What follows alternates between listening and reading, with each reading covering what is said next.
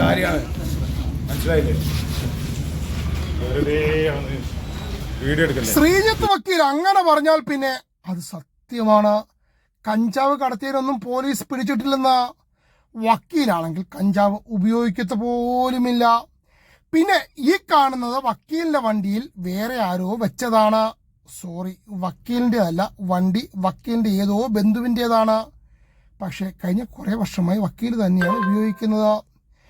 പിന്നെ പണ്ട് മനുഷ്യക്കടത്തിന് ഒരു കേസുണ്ടായിരുന്നു, അതും വെറുതെയാണ്. പക്ഷെ ഒരു കാര്യം ഉറപ്പാണ്, വക്കീല് താമസിക്കുന്നത് കൊല്ലങ്കോട് ഊട്രയിലാണ്.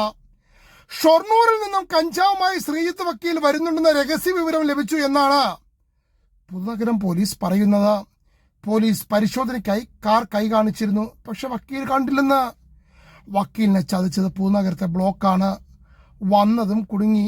പോലീസുകാർ സാഹസികമായി പിന്നീട് പിടികൂടിയതെന്നാണ് പറയുന്നത്. സത്യമായിട്ടും ഒറിജിനൽ വക്കീലാണ്. കോട്ടുണ്ട്, കേസ് കിട്ടുണ്ട്. 500 ഗ്രാം കഞ്ചാവ് മാത്രമായതുകൊണ്ട് ജാമ്യം കിട്ടി.